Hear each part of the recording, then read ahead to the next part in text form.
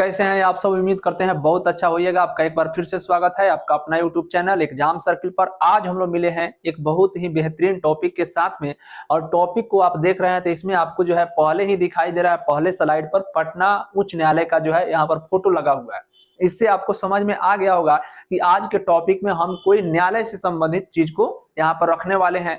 अब देखिए, ये जो है बीपीएससी से संबंधित, बीपीएससी टीचर से संबंधित एक मामला है।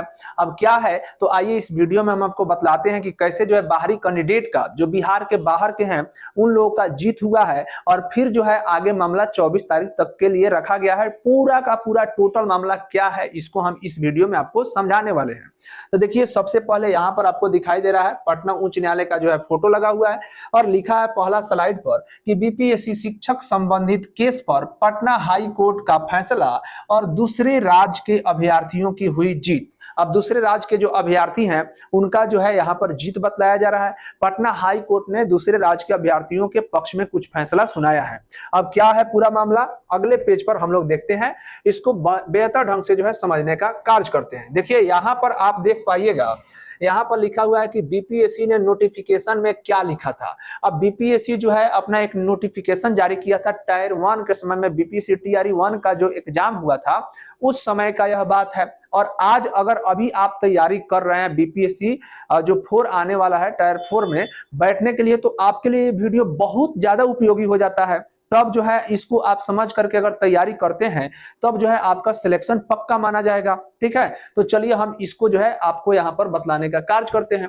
अब बीपीएससी ने नोटिफिकेशन में क्या लिखा था, तो देखिए बीपीएससी अपना जो है एक एडवर्टाइजमेंट जारी किया जिसका नंबर जो है यहाँ पर लिखा हुआ है, और फॉर टीचर रिक्वायरमेंट, यानी टीचर के रिक्वायरमेंट इसमें कहा गया। अब इसमें जो है कहा जा रहा है कि बीपीएससी के द्वारा कि 60% मार्क्स होना चाहिए अभ्यर्थियों को किस एग्जाम के लिए, तो सीटेट एग्जाम के लिए। यानी सीटेट एग्जाम में आपका कम से कम कितना मार्क्स होना चाहिए, तो 60% मार्क्स होना चाहिए। लेकिन फिर बीपीएससी के द्वारा आगे यहाँ पर लाइन लिखा गया है कि 55% यानी 55% मार्क्स अगर बीसी कैंडिडेट को और ईबीसी कैंडिडेट जो है उनके पास अगर 55% मार्क्स होगा, और साथ साथ में अनरिजर्वेड फीमेल, बीसी, ईबीसी और अनरिजर्वेड जो फीमेल हैं, हम लोग देखें तो यहाँ पर 5% का जो है छूट दिया जा रहा है बीपीएससी के द्वारा। फिर अगला आप देखिएगा यहाँ पर 50%, यानी 60% से तुलना करें तो 10% का जो छूट जो है यहाँ पर मिल रहा है, और 5% का छूट यहाँ पर मिल रहा है। तो 10% का किनको मिल रहा है, तो जो एससी से आते हैं, एसटी से आते हैं, इन लोग को 10% का छूट, और बीसी और ईबीसी और अनरिजर्वेड फीमेल जो है इनको यहाँ पर मिल रहा है 5% का छूट। या बीपीएससी का मामूली सा एक लाइन यहाँ पर लिखा हुआ मिल रहा है। अब इसी लाइन के चलते जो है आगे कंट्रोवर्सी होगा जो कि केस में तब्दील हो जाएगा। अब चलिए इस चीज को हम लोग आगे अगले पेज पर समझते हैं। इतना आप समझ गए कि मैटर क्या हुआ था। अब देखिए आगे दिया है अगला स्लाइड पर कि यहाँ से हम लोग देखेंगे कि बीपीएससी ने कहा कि सीटेट में आपको चाहिए 60% मार्क्स, लेकिन कह रहा है कि जो रिलैक्सेशन मिल रहा है, यानी छूट जो मिल रहा है 5% का, या 5% will not be given to women candidate handicapped candidate from outside the state of Bihar. यानी यह उनको नहीं मिल रहा है जो बिहार के बाहर के हैं, उन महिला कैंडिडेट को 5% का छूट नहीं मिल रहा है। जैसे वहां पर अभी पिछले स्लाइड में आपने देखा कि 5% की छूट की बात कही गई बीसी, ईबीसी और अनरिजर्वेड फीमेल के लिए। अब यहां पर बीपीएससी ने एक मेमो जारी करके बीपीएससी ने कहा कि नहीं, यह 5% का छूट केवल और केवल बिहार के ही अनरिजर्वेड महिलाओं को मिलने वाला है, पूरा ऑल ओवर इंडिया के महिलाओं के लिए बात नहीं कहा जा रहा है। इस बात को बीपीएससी ने एक मेमो जारी करके और फिर से कहने का कार्य किया। अब जो है आगे हम अगले स्लाइड पर चलते हैं, और यहाँ पर देखिए आपके सामने कहा जा रहा है कि मेमो जारी करके बीपीएससी ने क्या कहा था, तो ये जो है कंट्रोवर्सी का कारण बन गया। अब कंट्रोवर्सी का कारण क्यों बन गया, यहाँ पर कहा जा रहा है कि मेमो नंबर इतना के अनुसार यहाँ पर डायरेक्ट जो है एक्शन लिया गया किनके अगेंस्ट में, तो जो बाहरी कैंडिडेट थे, यानी वैसी महिला कैंडिडेट जो बिहार की बाहर की थी, उन महिला कैंडिडेटों को जो है बीपीएससी ने बाहर का रास्ता दिखाया, कहा कि नहीं, आप अगर 55% में अगर नंबर लेकर के आए हुए हैं तो आपको हम जो है इस योग्य नहीं मानते हैं, क्योंकि आप बिहार के बाहर के हैं। अगर आप बिहार के महिला कैंडिडेट होते तब जो है हमको कोई ऐतराज नहीं था। और इस बात को लेकर के जो है कंट्रोवर्सी छिड़ गया है चारों तरफ कि हाँ भाई, बीपीएससी ने बाद में लगाया नोटिफिकेशन, या अपना बाद में मेमो जारी किया, पहले नोटिफिकेशन में नहीं था। अब चलिए नेक्स्ट पेज पर कि इस पर केस कैसे हुआ और कितने लोग जो है इस पर केस किए, इस मैटर को हम यहाँ पर आपको बतलाते हैं। अब देखिए, कुल मिलाकर के जो है बीपीएससी पर केस करने वाले महिलाओं के बारे में हम लोग को देखना है कि किस राज्य की है बीपीएससी पर केस करने वाली महिला अभ्यर्थी। अब महिला अभ्यर्थियों में से 8 महिला अभ्यर्थी उत्तर प्रदेश की हैं और 1 महिला अभ्यर्थी झारखंड राज्य की हैं, और इन लोगों ने बीपीएससी पर केस कर दिया कि तुमने भाई मेमो जारी करके कहा है, तुमने पहले हमको थोड़े ना नोटिफिकेशन में बतलाया, बाद में तुम मेमो जारी करके कह रहे हो। अगर पहले बतलाया रहता तो हम फॉर्म ही नहीं डाल पाते, ऐसे इन लोग का कहना है। अब देखिए इन लोग ने मांग क्या रखा कोर्ट के सामने, कहा कि मांग में कि यहाँ पर जैसे दिया हुआ है, देखिए कि जॉब से निकाली गई 9 महिला अभ्यर्थियों की मांग। इन लोग का मांग क्या है, तो कह रहा है कि बिहार से बाहर की 9 महिलाएं बीपीएससी पर केस किया कि यह बदलाव बीच में किया गया, ना कि पहले से ही यह नोटिफिकेशन में शामिल था, इसलिए हम सभी को जॉब से नहीं निकाला जाए, हमें वापस जॉब पर बुलाया जाए। ऐसा कहना है जो 9 महिलाओं को बीपीएससी ने बाहर का रास्ता दिखा दिया, उन महिला अभ्यर्थियों का। अब देखिए आगे क्या है, ये लोग तो कह रहे हैं कि नहीं, बाद में बदलाव किया गया है, पहले नोटिफिकेशन में नहीं था, हमको पुनः वापस जॉब पर बुलाया जाए। कोर्ट के सामने इस बात को ये लोगों ने रख दिया। अब देखिए कोर्ट का फैसला क्या आया।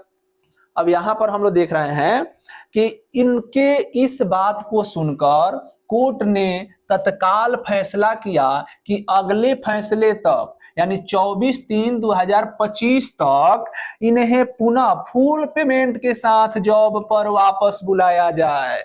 यानी जब तक अगली सुनवाई नहीं होती है तब तक इन महिला अभ्यर्थियों को पुनः वापस जॉब पर बुलाया जाए, और वो भी फुल पेमेंट के साथ में। इनकी पैसा में किसी प्रकार के कोई कटौती नहीं होनी चाहिए, ये कहना है किसका, तो पटना उच्च न्यायालय का। अब देखिए ये डेट, आखिर अगला सुनवाई का डेट क्यों रखा गया, तो इसको आप वीडियो में बने रहिए, आपको मालूम चल जाएगा। अब देखिए यहां पर दिया हुआ है कि इस फैसले पर बिहार सरकार काउंटर एफिडेविट के लिए समय मांगा है और इस पर हमें कुछ कहना है, ऐसा कहा है। अब बिहार सरकार को जब तेज का झटका लगा है तो बिहार सरकार, यहाँ पे बिहार सरकार का कहना है कि हम इस पर जो है कुछ कहना चाह रहे हैं और इसके लिए हमको समय चाहिए। और यही समय कितना तारीख के लिए रखा गया है, 24/3/2025 को। यानी अगली सुनवाई कब होने वाली है, 24/3/2025 को। तब तक इन महिला को फुल पेमेंट के साथ में जॉब पर वापस बुलाने की बात कोर्ट ने कह दिया है।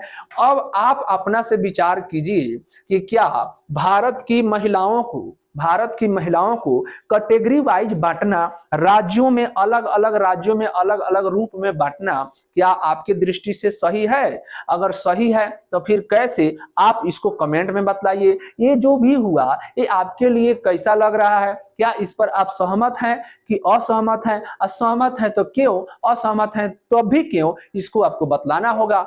अब देखिए कह रहा है कि अगर फैसला 24 तारीख को इसी फैसला के अनुसार हुआ तो कंपटीशन का बढ़ना लाजमी है, कंपटीशन तो बढ़ेगा।